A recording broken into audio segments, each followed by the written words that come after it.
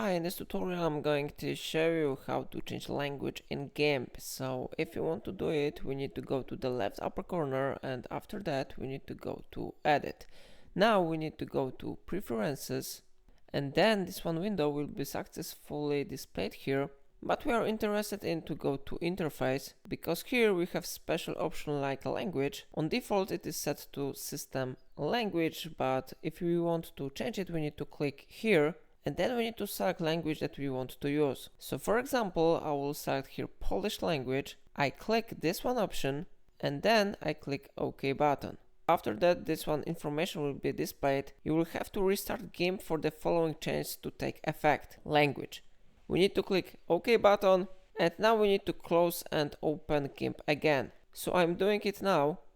So how you see, I reopened GIMP and now language has been successfully changed to Polish. And it's all for today. If I helped you, remember to like this tutorial, subscribe my channel and buy me coffee from link in description.